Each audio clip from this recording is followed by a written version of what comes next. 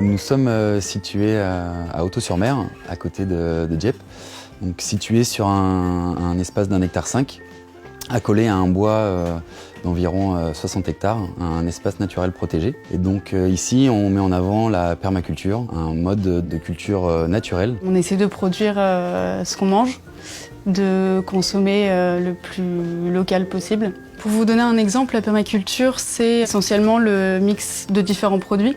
Donc on appelle ça le bon compagnonnage de légumes et de produits. Donc le plus connu, c'est de faire pousser du maïs au pied des haricots qui vont pouvoir monter sur la tige et au pied des courgettes. La permaculture, c'est une grande production sur petite surface. On essaye de mettre en avant ces méthodes de culture pour satisfaire un maximum de gens.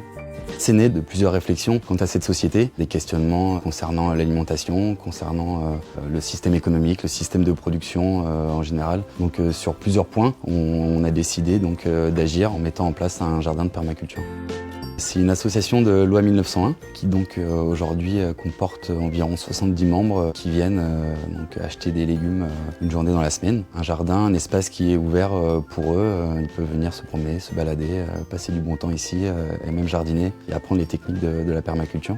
La permaculture, on pourrait la définir comme culture permanente, donc des planches de culture qui ne bougeront pas, qui seront en permanence amendées de différentes matières. Savoir vivre avec la nature, savoir la reconnaître, savoir faire avec elle, mettre en place tout un écosystème pour recevoir la vie, mettre des mares, implanter des arbres, cultiver autour de ces choses-là qui sont fondamentales pour un écosystème. À prendre en compte aussi les bonnes associations de légumes et de fruits qui font en sorte qu'on va pouvoir éloigner certaines maladies ou certains rongeurs de la zone de culture. On va faire en sorte que le jardin soit autonome et puisse nous amener des fruits et des légumes sur toute l'année. C'est vraiment un alliage entre les traditions et les innovations pour arriver à jardiner et à se nourrir sur toute l'année.